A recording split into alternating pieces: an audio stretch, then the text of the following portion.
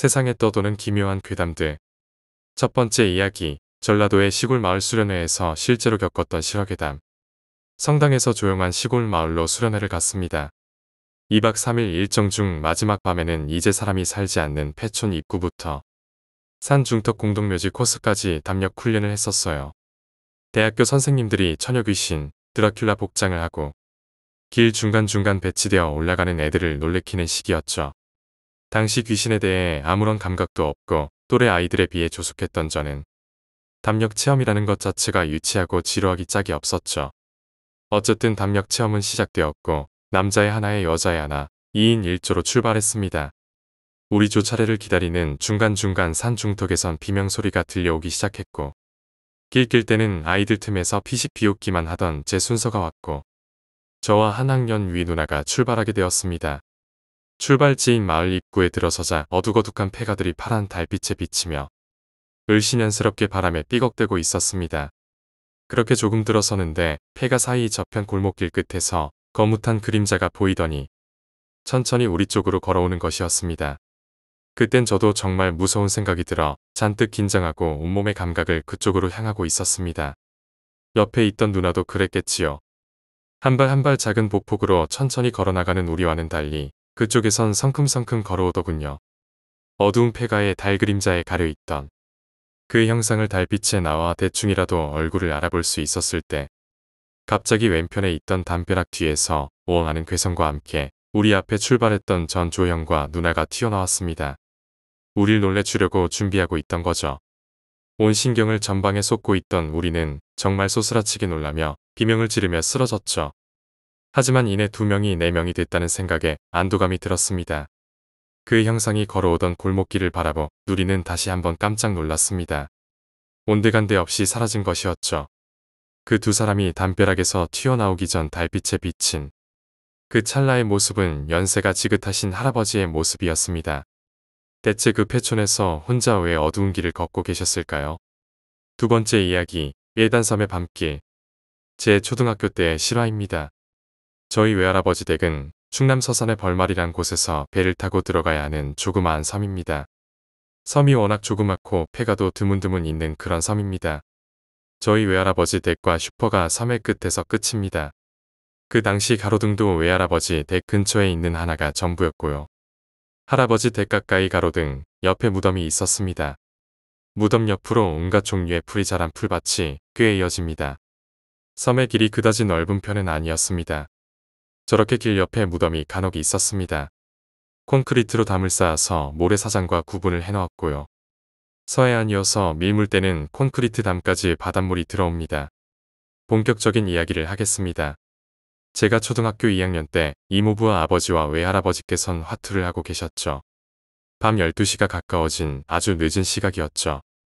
외할아버지께서 슈퍼에 가서 담배 좀 사오라고 심부름을 시키시더라고요. 남은 돈으로는 과자 사 먹으라고 하시면서요. 전 늦게까지 TV 볼 수 있단 거 자체로 신났는데 과자도 사 먹을 생각에 손전등 하나 들고 신이 나서 당장 나갔죠. 밖의 상황이 어떤지도 모르면서 그날 무슨 폭풍주의보인지 뭔지는 모르겠지만 바람이 엄청나게 불었습니다. 밀물대여서 콘크리트 담 바로 앞까지 물이 찼는데 바람이 세게 부니까 파도도 엄청 거세져서 파도가 콘크리트 틈 담을 넘어 튀더라고요. 진짜 무섭습니다.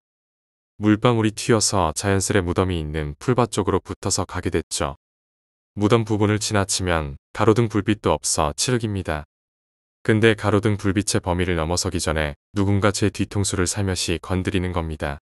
바람하고는 확연히 다른 살살 톡톡 건드린 듯한 느낌이었죠. 저는 겁이 많아요. 순간 머리털이 선 저는 한 번에 획 돌진 못하고 살며시 뒤를 보았죠. 가로등 불빛에 비친 그림자엔 저밖에 없었죠. 무서워서 예민해졌나 보다 하고 다시 가는데 또 누군가 건드리는 거였습니다. 역시 아무도 없었죠. 무서워서 뛰어갔다 왔죠. 파도가 튀든 말든 상관없이 슈퍼까지 존내 뛰어갔다 왔죠. 그러니까 누군가 건드린다는 느낌이 없어지더라고요. 돌아오면서 거의 다 오니까 가로등 불빛과 외할아버지 댁 불빛이 보이면서 전 안심하고 걸어갔죠. 그런데 걸어가니까 또 누군가 제 뒤통수를 살짝 건드리는 느낌이 났습니다. 무서움을 참고 순간 몸을 휙 돌렸습니다. 그랬더니 제 키만 한 풀이 바람에 따라 흔들리더라고요. 갈대인지 강아지 풀인지 제 기억이 분명치 않지만 풀이 왜 이렇게 커. 세 번째 이야기, 기숙사. 저희 학교 기숙사는 참 남녀 차별이 확실히 구별된 학교라고 생각돼요. 뭐 당연한 것일지도 모르겠습니다만 여자 기숙사에 으리으리하고 향기가 진동을 하며 이제 막 지은 아파트처럼 번쩍번쩍한 외형의 새 건물과 달리 바로 코앞에 있는 남자 기숙사는 거미줄은 당근 기본이며 다 쓰러져가는 건물 벽돌 틈에서 바퀴벌레가 튀어나올 것만 같은 그저 그런 뻔한 오래된 기숙사였습니다. 참고로 기숙사에 관련된 어떠한 이야기도 없었지요. 물론 이야기의 시점이 되는 남자 기숙사에서는 말이지요. 이 이야기를 하면 다들 아실 어느 학교인지 아실 텐데요. 저희 학교 여자 기숙사에서 사람이 한 명 죽은 적이 있었습니다. 추락사로 말이죠. 건물도 새로 짓고 처음으로 학생을 받았던 때였나? 아니면 1년이 지났던 때였나? 확실히 기억은 안 나네요. 대략 어느 학교인지 예상이 되시나요? 형께서는 그날따라 불만이 폭주해 떨었죠. 하던 공부는 며칠째 되지도 않고 그나마 스트레스 해소의 유일한 탈출구인 운동마저도 집중이 안 됐답니다. 이런 와중에 기숙사 밥을 먹고 있으니 갑자기 내 나이에 지금 무엇을 하고 있는 것인가? 친구들은 직장 잡고 또는 결혼하고 등등 여러가지 복합적인 문제들이 떠오르며 후회감과 자괴감이 물밀듯이 밀려오더랍니다. 아무튼 스트레스 받기 딱 좋은 생각들로 가득한 머리가 그날은 하루 종일 되려는 것도 안 된다고 하더랍니다. 그렇게 하루를 마무리하고 저녁이 되어 자려고 침대에 누웠다고 하셨죠. 룸메와 하루 있었던 일을 이야기하며 침대에서 잠을 청했더랬죠. 그리고 시간이 얼마나 흘렀을까? 달콤한 잠에 취해 열심히 자고 있는데 방에서 인기척이 들리더랍니다. 당시 자기 방으로 자주 놀러오는 친한 동생이 있었다고 하셨죠. 물론 저도 아는 놈입니다. 한참 잠에 취한 터라 눈을 살며시 떴지만 어두운 데다 눈도 잘 안 보인지라 이놈도 컴퓨터 하러 왔나 보구나 하고 생각했다고.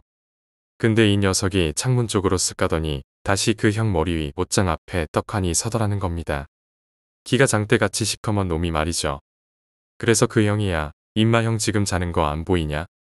컴퓨터 할 거면 조용히 해라라며 잠에 취해 걸걸한 목소리로 말했더랬지요. 근데 이 녀석이 그 형 머리 위쪽에서 계속 몸을 좌우로 천천히 흔들더라는 겁니다. 당시 그 형은 보이지도 않고 그 녀석이거니 생각한 터라 무섭다는 생각을 안 하셨다는데 피곤한 와중에 머리 위에서 신경 쓰이게 움직이는 게 보이니 짜증을 냈대요. 지금 뭐하니? 형 자는 거 안 보이냐? 맞을래? 그렇게 짜증 섞인 말투로 말하니 갑자기 그 녀석이 쓱하며 문 쪽으로 나가더랍니다. 근데 그 형이 정말 까무러치게 놀란 건 문 쪽으로 나가는 형체가 아무리 자신의 눈이 안 좋다고 해도 문이 열리고 닫히는 것쯤은 구별할 수 있는데 이 녀석이 나갈 때 문을 열지 않고 그대로 통과하며 나갔다는 것입니다. 그리고 더 놀라운 건 자신만 본 것이 아니라 옆 침대에 누워있던 룸메도 같이 보았다네요. 그런 일을 겪고선 찝찝한 마음에 2학기는 기숙사를 나와 자취방을 잡았다는데 그 자취방에서도 이런저런 뒤숭숭한 일들을 꽤나 겪었다네요. 네 번째 이야기, 집에 혼자 있을 때. 무더운 더위가 시작될 무렵이었던 걸로 기억합니다. 지금 이 글을 쓸 때와 마찬가지로 밖에는 비가 부슬부슬 내리고 있었죠. 그때 저는 군대를 막 전역하고 한참 백수 생활을 하던 때였고 그날 부모님들은 일 때문에 두 분이서 같이 서울에 올라가신 상황이라 집안에는 저 혼자밖에 없었습니다. 전 복도식 아파트 5층에 살고 있습니다. 제 방 바로 앞에 엘리베이터가 있었습니다. 방 안 창문만 열어놓으면 엘리베이터 버튼 누르는 소리와 엘리베이터가 도착했을 때 나는 띵 하는 소리와 함께 엘리베이터 문이 열리는 소리까지 들릴 정도로 엘리베이터하고 제 방은 가깝습니다. 한참 백수 생활을 하고 있었을 때라 낮과 밤이 바뀌어 있었습니다. 그날도 어김없이 새벽에 게임을 하고 있었죠. 새벽 한 2시쯤이었을 겁니다. 게임을 한참 하고 있는데 엘리베이터에서 띵 하는 소리와 엘리베이터 문이 열리는 소리가 들렸습니다. 물론 그 한 번은 대수롭지 않게 여기고 게임에만 몰두하고 있었는데 계속해서 띵하는 소리가 들리는 겁니다. 뭐야? 누가 이 새벽에 장난치는 거야? 라고 생각하고 별 신경을 안 썼던 것 같습니다. 그런데 그 소리가 한 30분을 계속해서 들리니 신경이 점차 쓰이기 시작하더군요. 그래서 창문으로 한번 들여다봤었죠. 엘리베이터는 2층과 5층을 반복적으로 오르내리더군요. 물론 안에는 사람이 타고 있는 것 같지는 않았습니다. 5층에 도착해서는 문만 열리고 버튼 누르는 소리 같은 건 안 나더군요. 저는 평소 겁이 별로 없고 귀신 같은 건 안 믿었기 때문에 그때까지도 별 대수롭지 않게 생각해 창문을 닫아버리고 다시 컴퓨터로 돌아와 게임을 했습니다. 확실히 창문을 닫으니 그 소리는 더 이상 들리지 않았습니다. 복도로 누가 지나간다면 엘리베이터 앞 천장에 달린 등으로 인하여 제 방 창문으로 그림자가 비춰지죠. 그리고 창문은 반투명 이중 창문으로 아주 약간 희미하게나마 밖에 불빛만 보입니다. 한 5분쯤 지났을까요? 무언가 검은 그림자가 오른쪽에서 왼쪽으로 휙 하고 지나갔습니다. 순간 등골이 오싹해지더군요. 그렇게 빨리 지나간 것은 분명 뛰어서 간 것 같은데 발소리조차 들리지 않았습니다. 그리고 그 그림자의 물체가 공중에 뜬 것처럼 고정된 채 지나간 것 같았습니다. 저건 뭐지? 사람일까? 아니야, 사람이라고 할 수 없어. 이런저런 생각으로 복잡해지려는 찰나에 또 한 번 이번엔 왼쪽에서 오른쪽으로 휙 하고 아까와 같은 느낌으로 지나갔습니다. 그 순간 갑자기 사람이 아니라는 생각이 번뜩 들더군요. 그리고 아무 생각도 나지 않았습니다. 그대로 몸이 굳어버렸죠. 그런데 갑자기 멀리서부터 들려오는 분명 여자가 흐느끼며 우는 소리가 언뜻 들리더군요. 분명 창문은 닫았는데 말이죠. 아주 멀리서부터 들려오는 소리는 점점 가까워지는 느낌이었습니다. 저는 냅다 이불 속으로 들어갔습니다. 그런데 그 흐느끼는 소리는 점점 가까워지더군요. 끝내 그 소리가 제 방 안에서 들리는 것 같았습니다. 그때 저는 이불을 뒤집어 쓴 채 방 안을 확인해 볼 정신도 없이 덜덜 떨고 있었습니다. 그러고 있길 몇 분쯤 지났을까요? 갑자기 흐느끼는 소리가 들리지 않더군요. 물론 그 소리가 들리지 않더라도 귀신은 같나? 하고 확인해 볼 여력은 없었습니다. 잠시 뒤에 갑자기 현관문에서 쿵 하는 누가 주먹으로 내리친 듯한 소리가 들렸습니다. 지금도 그 소리 기억이 생생하네요. 저는 정말 두렵긴 했으나 약간의 호기심이 들더군요. 그래서 이불을 빼꼼히 들춰서 제 방문을 봤습니다. 저희 집 현관의 등불은 어떤 물체가 지나가면 센서에 의해 불이 켜지는 등이었습니다. 당연히 거실과 제 방의 불은 모두 꺼져 있었죠. 그런데 방문 틈 사이로 현관에 있는 등이 켜진 것을 알 수 있었습니다. 분명히 현관문은 잠가놨고 쿵 하는 소리만 들렸지 누가 들어오는 소리는 못 들었습니다. 그리고 집안에 있는 건 저 혼자뿐이었습니다. 결론은 귀신이든 뭐든 집안에는 저 혼자만 있는 건 아니라는 생각이 들었습니다. 저는 바로 방문을 걸어 잠그고 그대로 이불 속에 들어갔습니다. 두려움에 몸서리치면서 이 상황이 빨리 끝나길 바랬습니다.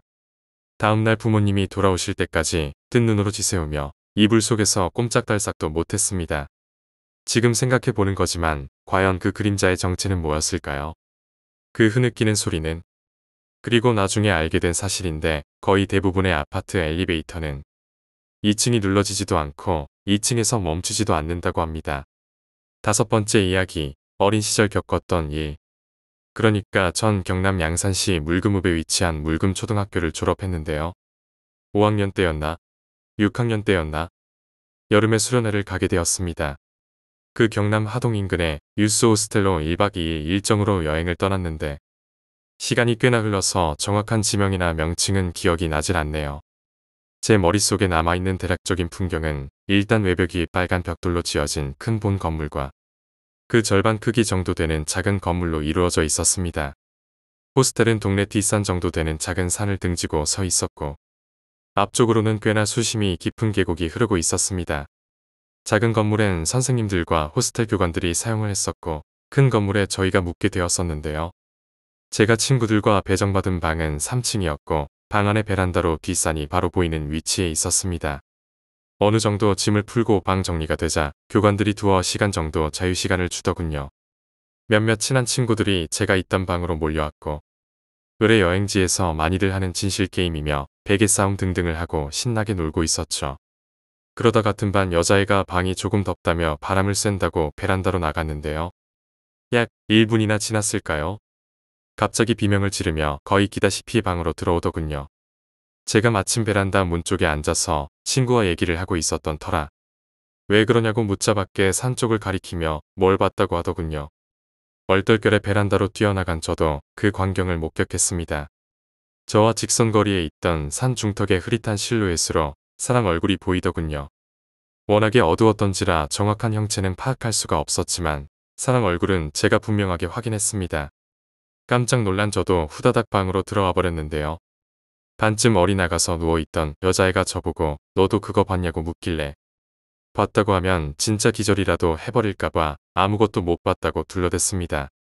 정말 사람이 얼이 나간다는 말이 어떻게 유래가 되었는지 그날 절실히 느꼈습니다. 그 여자애는 눈이 풀려서 비틀비틀하더니 결국 다음날 오후 늦게 집으로 출발할 때까지 호스텔에 마련된 의무실에 멍하니 누워있더군요. 그때 당시에 교관들이랑 선생님들이 몰려오고 난리법석을 떨었을 때도, 담임 선생님이 저한테 베란다에서 뭘 봤냐고 했을 때도 도저히 그 말을 못 꺼내겠더군요. 초등학교 6학년이면 어리다면 어린 나이지만 그래도 사리분별은 하는 나이인데 차마 귀신 같은 걸 봤다는 허무맹랑한 소리를 선생님께 하기가 쉽지가 않더라고요. 나중에 같은 방을 쓰던 남자애들에게 그 이야기를 했고 친구들과 몰래 베란다 쪽에 앉아서 아까 그 자리를 한참을 주시했지만 아무것도 발견하지 못했습니다. 칠흑같이 어두운 산속에서 기분 나쁘게 하얗게 빛이 나던 그 사람 얼굴 형체는 지금까지도 무엇이었는가 의문이네요. 6번째 이야기, 80년대 버스에서의 실화. 때는 80년대 후반 올림픽 전후로 초등학교 3학년으로 기억합니다. 저희 집이 이사를 가게 되면서 저도 전학을 가게 되었는데 당시 꽤 유명한 초등학교로 유럽식 교복과 빵 모자를 쓰고 다니던 기억이 납니다. 제가 다니던 초등학교에서 저희 집이 상당히 멀어서 버스를 꽤 오래 타고 가야 했습니다. 전학 온 지 얼마 안 되고 처음 타는 버스의 코스도 길어서 당시 항상 버스 탈 때 저도 모르게 두려움을 느꼈던 것 같습니다. 그러게 며칠이 지난 어느 날 버스를 타고 가다가 운 좋게 자리가 나서 앉아서 가게 되었습니다. 때가 봄인지 가을인지 창문 사이로 선선한 바람이 불어서 깜빡 잠이 들었습니다. 한참 자고 있는데 뒤에서 갑자기 누가 뒤통수를 팍 때리는 겁니다. 놀라서 깨보니 모르는 아줌마가 막 화를 내면서 뭐라고 하는데 잠도 덜 깨고 머리까지 맞아서 한참 멍하니 있다가 보니 아줌마가 뒤에 있는 할머니한테 자리를 양보 안 했다고 뭐라고 하는 거예요. 저는 반사적으로 벌떡 일어났는데 일어나기가 무섭게 아줌마가 제 팔을 잡고 자리에서 밀쳐내더니 할머니가 자리에 앉으시고는 또 저한테 뭐라고 하는 겁니다. 아줌마가 어린 놈이 버릇없네라고 계속 중얼거렸습니다. 입이 아주 거친 할머니와 아줌마는 갑자기 다짜고짜 뜬금없이 너 어디까지 가냐? 하고 아줌마가 물어보는 거예요. 저는 입이 거칠긴 해도 할머니 자리도 만들어주고 그래서 저한테 미안한 마음에 버스 잘못 탔는지 확인해 주려고 그러는지 알고 아무 생각 없이 A 아파트 가는데요라고 했더니 한심하다는 눈으로 쳐다보며 이 버스는 거기 안 가 라고 말했습니다. 저는 순간 머리가 하얗게 돼서 버스 창문을 이리저리 둘러봐도 제가 아는 코스의 눈 익은 동네가 아닌 거예요. 막 눈물이 나려고 하더라고요. 그런데 그 아줌마가 다가와서는 두 정거장 더 가서 내려. 거기서 X번 오면 그거 타. 애가 정신을 어디다 두고 다니냐? 애 엄마는 이런 애를 혼자 버스를 태워 보내고 싶을까? 여하튼 또 횡설수설했지만 그래도 집에 갈 수 있을 것 같아서 승강구 입구 봉 잡고 서서 말해준 버스 정류장을 기다리고 있었지요. 그런데 그 아줌마가 일러준 버스 전 코스가 제가 눈에 아주 익은 동네인 거예요. 순간 뭔가에 얻어맞은 것처럼 머리가 멍해지더군요. 그 어린 나이에 온몸에 소름이 돋고 오싹하고 뒤에 아줌마랑 할머니가 독사의 눈으로 절 쳐다보는 것 같은 느낌이 들더군요. 승강구 입구에 그러게 서 있는데 흰 와이셔츠 입은 아저씨가 제 옆에 조용히 서서는 아주 작은 목소리로 이 버스 내가 아까 말한 그 아파트 가는 거야. 그리고 승강구 입구에 서 있지 마. 저도 모르게 침을 꿀꺽 삼키고 아주 천천히 버스 앞좌석 쪽에 이동했어요. 다행히 사람들이 조금 많은 터라 사람들 틈 속에 숨죽이고 숨어서 떨고 있었어요. 너무 무서워서 아줌마랑 할머니 쪽은 쳐다보지도 못했어요. 못 보니까 별 생각이 다 들더군요. 절 독사 같은 눈으로 쳐다보고 있는 건 아닐까? 엄마인 것처럼 속여서 울어도 끌고 내리면 어떡하지? 머리가 터질 것처럼 복잡하고 무서웠어요. 곧이어 버스가 정류소에 멈추고 아까 그 아저씨가 걱정스러운 눈빛으로 내렸고 버스는 다시 출발했어요. 이제 아줌마가 일러준 버스 정류소로 출발하는 거였죠. 저는 사람들 틈 사이를 비집고 최대한 앞쪽으로 아줌마랑 할머니한테서 멀리 떨어졌어요. 그러게 한참을 비집고 앞쪽 승강구 근처 창문 쪽에 서 있을 때쯤 버스가 멈췄어요. 사람들이 와르르 내려더군요. 그리고 버스 문 위 닫힐 때쯤 창문 밖으로 다급하게 두리번거리는 아줌마와 할머니를 발견했어요. 두리번거리던 아줌마랑 제가 눈이 마주칠 때 그 분노한 눈인지 먹이를 놓친 맹수의 눈인지 알 수 없는 공포스러운 눈 때문에 저도 모르게 창 쪽에서 버스 안쪽으로 급히 몸을 숨겼고 아줌마랑 할머니를 정류소에 남긴 채 버스는 출발했어요. 그땐 납치당했다면 생각하기도 싫군요. 7번째 이야기, 오싹한 경험. 당신 암막 수능을 친 뒤였고 여느 애들처럼 해방감과 자유를 만끽했지. 내가 시골에서 고등학교를 나온 터라 뭐 주변에 딱히 놀러갈 데가 없었어. 학교에서는 영화 보고 놀면서 저녁 땐 친구들이랑 술 마시고 수능 마치고는 거의 그런 생활이었지. 정확히 금요일로 기억하는데 그날도 학교 오전 시간으로 마치고 애들이랑 축구 좀 하다가 약속 정하고 헤어졌지. 저녁 때 친구네 부모님이 어디 가신다길래 걔네 집에서 술 먹기로 했었거든. 다음 날이 놀토라서 우리 전부 삐뚤어지게 마셔보자고 그랬었어. 항상 모이는 7, 8명 고정 멤버가 있었는데 그날따라 이상하게 시간이 안 맞는 거야. 학교에서 미리 10,000원씩 걷었었는데 정작 모인 건 4명밖에 없었어. 집 비워준 친구랑 나, 다른 동네 사는 반 친구 2명. 8명이 먹어도 넉넉하게 먹을 수 있는 돈으로 4명이서 즐길 수 있으니까 우린 뭐 좋아했지. 서로 꼴라 만들어 버린다면서 내기하니 어쩌냐고. 그때까지 재밌고 좋았지. 친구 어머니가 해두고 간 부대찌개에다가 배달시킨 치킨, 족발 뜯으면서 한 잔씩 했어. 꼴의 대한민국의 교육의 현실이 어쩌니 저쩌니 하면서 헛소리도 해대고 한창 떠들고 즐기고 그러다가 2, 3시쯤 됐었나? 갑자기 바깥에서 철커덕하고 현관문 소리 비슷한 쇳소리가 나는 거야. 그때가 겨울이라 친구 집이 외풍도 심하고 거실은 추워서 안방에서 문 닫고 술판 벌였었거든. 근데 갑자기 바깥쪽에서 그런 소리가 나니까 나랑 친구들 다 얼어붙은 거야. 친구 부모님 오신 줄 알고 말이야. A가 조금 혀 꼬인 듯한 목소리로 우리한테 일단 가만히 있어 보라고 부모님 들어오신 것 같으니까 한번 보고 오겠다고 했었지. 난 그때만 해도 걔네 부모님이랑 우리 부모님이랑 잘 알아서 부모님한테 죽었다. 이 생각밖에 안 들었어. 여하튼 A는 방문 열고 나가자마자 닫고 안에서 우리는 가만히 소리만 듣고 있었는데 처음에 뭐라 중얼거리는 소리 이후로 이상하게 아무 소리도 안 들리는 거야. 2분 정도 지났나? 내가 기분이 좀 그래서 이왕 혼날 거 먼저 매맞고 후딱 정리하고 돌아가자는 생각으로 방문 열고 나가봤어. 이상하게 아무도 없는 거야. 근데 현관문 쪽에서 바람 소리가 들리길래 자세히 보니까 살짝 열려 있는 거야. 직감적으로 뭔가 일 터졌다는 느낌의 방에 있던 친구 2명이랑 같이 집 밖으로 나갔지. 셋이서 밖에 나갔는데 그렇지 않아도 사람도 별로 없는 시간이고 가로등도 고장 나 있고 너무 어두컴컴하니까 지레겁부터 나는 거야. 급하게 A 번호 눌러서 전화해봐도 받지도 않고 휴대폰 가지고 있는지도 확실하지도 않고 친구 2놈은 아직도 정신 못 차렸는지 해롱대면서 춥다고 칭얼대면서 들어가자는 거야. 내가 진짜 그때 술기운에 쌍욕하면서 A 찾아보라고 하니까 그제야 정신을 좀 차리는 거야. 그러다가 같이 잤던 친구 한 놈이 얘야. A 저기 있다라고 하길래 가리킨 쪽 봤더니 A가 아파트에서 좀 떨어진 공터 쪽으로 뛰어가고 있는 거야. 뭔가 이상하다 싶었지. 술 먹고 있던 놈이 뒷박질이라니. 자세히 보니까 누가 뒤따라서 뛰고 있는 거야. 2명한테 쫓기고 있더라. 옆에 분리수거함에 있던 나무 몽둥이 비슷하게 생긴 거 집어서 나랑 친구 2명이서 쫓아갔어. 나도 100m에 13초대라서 꽤나 자신 있었는데 계속 뛰는데도 술 때문인지 거리가 안 좁혀지는 거야. 나랑 같이 뛰던 친구도 나랑 비슷하게 달리던 놈이었는데 마찬가지였고 다른 친구는 살집이 좀 있어서 못 따라왔어. 그래서 걔 보고는 당장 경찰에 신고하라고 하고 둘이서 쫓아갔지. 그렇게 좀 더 뛰어가다가 A가 계속 불빛이 안 드는 쪽으로 도망치는 거야. 2사람한테 쫓기면서. 그때 더 이상 쫓아가면 진짜 무슨 일 날 것 같아서 남은 힘으로 부른다는 게 진짜 큰 소리로 욕을 했어. 지금 생각해보면 지친 상태에서 어떻게 그렇게 큰 소리를 냈는지. 갑자기 쫓아가던 2사람 중에 한 명이 뒤돌아보는 거야. 그러면서 동시에 A가 쓰러졌어. 그러니까 다른 한 사람도 같이 멈췄어. 내가 막 소리 지르면서 달려가니까 둘 다 나를 지그시 보는 거야. 순간 오싹하면서 소름이 돋더라. 거리도 있고 어둡다 보니까 확실히는 안 보였는데 뛰어가면 갈수록 스멀스멀 하더니 가까이 가니까 사라지는 거야. 나도 술 먹어서 제정신이 아닌가 싶었지.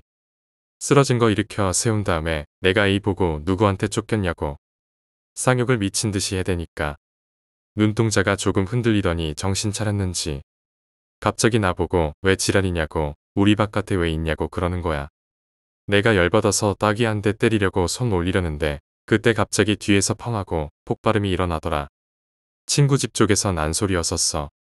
그리고 구조대가 오더라. 에이 이 새끼는 상황을 이해를 못하고 나는 긴장 풀려서 진짜 눈에서 눈물이 다 나고 옆에 있던 친구들도 술 다 깨서 에이 보고 쌍욕해대고 참 난리도 아니었어. 아직까지 의문인 건 부르지도 않은 구조대가 어떻게 왔냐는 거야. 분명 친구 전화에는 경찰에 신고한 기록이 찍혀 있었고 내 말대로 경찰에 신고했다고 했었는데 뭐 어찌됐든 그건 그렇다 치고 좀 소름 끼쳤던 건 A가 우리랑 술 먹다가 방문 열고 나간 것까진 기억하는데 그 뒤로 어떻게 된진 모르고 꿈을 꿨대. 꿈에 외할머니가 나오시더니 잠시만 어디 나갔다 오자고 해서 A는 싫다고 했대. 계속 가야 한다고 하시길래 하는 수없이 따라갔는데 정신없이 따라가다가 A가 언제까지 가야 되냐고 힘들다고 하니까 걔네 외할머니가 이제 거의 다 왔다. 잘 있어라고 했대. 그리고 깨니까 내가 쌍욕하고 있었대. 알고 보니까 애인의 부모님은 외할머니 제사 때문에 외가로 가신 거였고 나랑 같이 쫓아가던 내 친구는 사라졌던 두 사람은 아예 본 적이 없고 그냥 A만 죽어라 쫓아간 것뿐이었어. 내가 왜 몽둥이를 가지고 갔는지 몰랐대. 두 사람은 아직도 의문이지만 8번째 이야기 20년 전 그녀의 뒷모습 2002년은 저에게는 참 많은 일이 있었던 한 해였습니다. 그 해는 빠른 생일이라 고등학교를 졸업했던 해이고 대한민국 일본 공동 개최를 한 월드컵이 열리기도 한 해였고 처음 만난 여자친구랑 헤어지게 된 해였고 그리고 무엇보다 그렇게 건강하시고 그렇게 멋쟁이시던 아버지가 돌아가시던 한 해였습니다. 아버지는 2002년 11월경에 제 앞에서 어머니를 찾으며 돌아가셨었고 그 이후에 약간이지만 찝찝한 여자를 만났던 것 그리고 그 여자는 동네에서 소문이 아주 안 좋은 정체불명의 여자였다는 것. 오늘도 오지게 빡세네. 노동의 끝은 항상 달콤하고 상쾌합니다. 오늘도 그 상쾌함을 유지한 채로 하루새가 빠지게 벌어놓은 돈으로 두당 10,000원씩 모으고는 술집을 갑니다. 20살에는 그저 당당하게 술 마시고 담배 필 수 있다는 게 너무너무 좋았습니다. 오늘도 술자리에 앉아서 민증 검사를 합니다. 당당하게 만병을 꺼내는 친구들. 나도 민증을 꺼내는데 아차 빠른 84년생 전 인상으로 민증을 대신합니다. 술 한잔 마시고 집으로 돌아가는 길에 아버지한테서 전화가 걸려왔네요. 올 때 맥주 2병 사와. 아버지는 맥주를 참으로 좋아하십니다. 아버지의 영원한 동반자 하이트, 에세순, 서부영화. 네, 사갈게요. 조금만 기다리고 계세요. 오늘 일당 벌은 거 중에 10,000원밖에 안 남네요. 집으로 들어가니 아버지가 아들 고생했네 하시면서 누는 봉지를 보고 계십니다. 너무하셨어요. 여기서 약간의 아버지 소개를 하자면 저희 아버지는 형제가 많으십니다. 5남 2녀 중 둘째시고 차남이라고 하나요. 제일 큰 형은 그러니까 저한테 큰아버지 되시는 분은 건달이셨습니다. 동성로 쪽에서 놀부라고 하면 안다더군요. 물론 주먹질이 자랑은 아닌지라 알아본 적은 없습니다. 그 주먹질이 싫다던 저희 아버지도 대구시 대회 주니어 벤텀급 3위까지 입상하셨던 분이시고요. 왜 이런 말을 하냐면 저희 아버지 깡다구 셋입니다. 대들기도 무섭고요. 뭐 사실 입상 경력만 들었지 실제 트로피나 상장 같은 걸 본 적은 없지만 아버지 친구분들이랑 대화하실 때 보면 확실한 것 같더군요. 그런 소리 듣고 확실했습니다. 뭐 그냥 그런 분이시라고요. 오늘도 어김없이 아버지는 술을 드시고 저는 영화를 봅니다. 지금 참 아쉽지만 그때라도 아버지한테 애교 한번 떨고 같이 술 한번 마셔볼 걸 그랬군요. 아버지는 제가 술 마시는 걸 싫어하셨습니다. 영화 2편이 끝나가던 시간 어머니는 다음 날 근처 은행에서 모임이 있는지라 김밥을 싸러 가셔서 아직 안 오셨고요. 동생은 이미 취침했습니다. 다음 날 주말이라 할 것 없는 아버지와 저만 큰 거실에 배 깔고 영화를 봅니다. 사실 전 재미 하나도 없습니다. 아버지가 혼자 보면 밤에 무섭다고 하시더라고요. 시계를 보니 2시가 넘었네요. 벨이 울립니다. 문 열고 들어와. 왜 벨을 누르고 있어? 아버지는 어머니가 오신 줄 알았나 보네요. 근데 어머니가 안 들어오시네요. 어머니가 아닌가 봅니다. 3분여 지났을까 또 벨이 울립니다. 아버지 누가 장난치나 봐요. 시간이 몇 시인데 장난을 치냐? 좀 이따 또 그러면 쫓아내야지. 어떤 것 없는 양반이 아버지한테 죽을라고 장난을 치는지 불쌍합니다. 하지만 이때부터 위화감이 조금씩 생기더군요. 뭔가 이상하다는 느낌이 들었습니다. 또 벨이 울립니다. 평소 같으면 벌떡 일어나서 확인해 보실 아버지도 뭔가 이상하다고 느끼셨는지 자꾸 저보고 나가보라고 합니다. 아버지랑 저랑은 공통점이 참 많습니다. 생김새, 성격, 터프하고 쿨하고 겁 많은 것까지 저랑 아버지는 많이 닮아 있습니다. 즉 아버지도 겁이 나신단 거지요. 나이 50다 된 양반이 귀신을 무서워하다니요. 근데 저도 무서워요. 이번은 뭔가가 조금 다릅니다. 검기만 했던 화면의 회색빛이 점점 넓어지면서 무언가 형체가 보입니다. 뭐지? 형체가 움직입니다. 천천히 상하좌우 빙글빙글. 조용히 제 방에 가서 야구 배트를 챙겨왔습니다. 하지만 나가기는 무섭더라고요. 벨이 또 울립니다. 조금씩 더 넓어지는 회색빛. 뭔지 알 것 같은데 뭘까? 저게 뭐야? 또 한 번 벨이 울립니다. 쌍욕이 터져 나옵니다. 아버지 벌떡 일어나십니다. 예상하셨던 분들도 계시겠지만 그것은 눈입니다.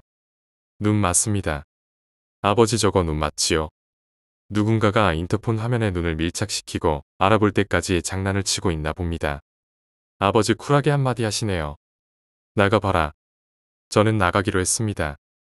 벨이 한 번 더 울리고 심호흡 후 저는 문을 박차고 나갔고 아버지는 경비실에 신고를 하셨습니다. 저희 아파트는 대구 성서에 있는 주공아파트로 주공아파트 1단지, 2단지를 제외하고는 아파트가 전부 복도식이 아닌 계단식입니다. 맞는 표현인지 모르겠지만 복도식은 한 창의 옆으로 쭉 집이 있는 형태고 계단식은 내려가서 두 집 내려가서 두 집 이렇게 있는 형태입니다. 문을 열고 눈에 들어오는 그 사람은 예쁘다라고까지 하고 싶은 몸매의 여자가 뒤를 보고 서 있습니다. 얼굴은 안 보이네요. 그 여자가 그렇게 잠깐 서 있더니 그 높은 힐을 신고 뛰어내려갑니다.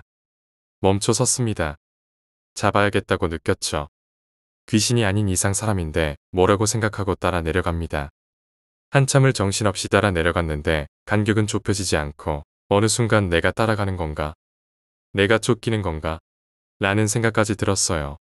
그러다가 무언가 제 앞을 콱 막습니다. 저 정말 그때 기절하는 줄 알았어요. 경비 아저씨를 3층에서 만났습니다. 경비 아저씨를 보는 순간 안심이 되면서 눈물이 나기 시작하네요. 근데 번뜩 드는 생각이 그 여자는 여자 어디 갔지? 아저씨도 모른다고 하십니다. 저희 동네는 유난히 사건 사고가 많았습니다.